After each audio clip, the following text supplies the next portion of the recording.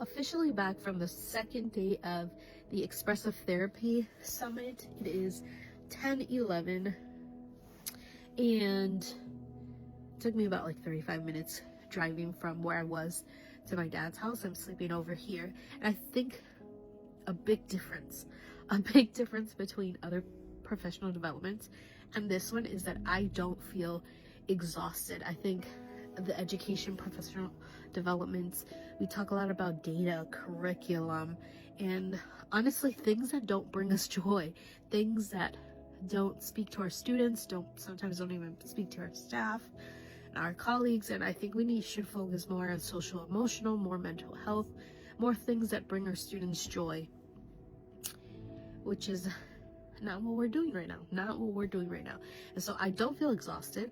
I feel empowered. I feel grateful for the spaces, grateful for the other therapists that are there having these discussions, super grateful for the vulnerability that everyone's bringing and participating. And I am learning a ton. I think a huge takeaway is that I'm on the right path.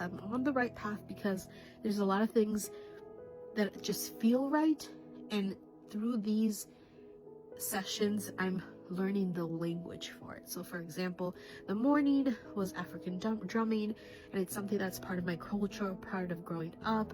Drumming, it brings me joy because of my Honduran culture and punta being a big part of it, and dancing and hearing drums, and I know that feels good, but I don't have the language behind that Dr. Washington was able to talk a lot about stress and holding that in our bodies. And then we had EMDR. I want to say EMD, like the music, EMDR, and the bilateral tapping. And I know that feels good. I actually do a lot of tapping in meetings when we have like MTSS meetings, staff meetings. If I'm like really exhausted, I even do some tapping onto myself.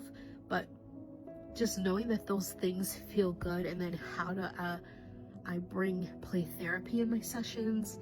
So I think this is very affirming that I'm in the right path of what I'm doing, and now I'm able to have some of the language to prove that what I'm doing as research is evidence-based. But because schools love things that are evidence-based, and there's a ton of research out there that I wasn't even aware of, books that I wasn't even aware of, and now I can take that back to my practice.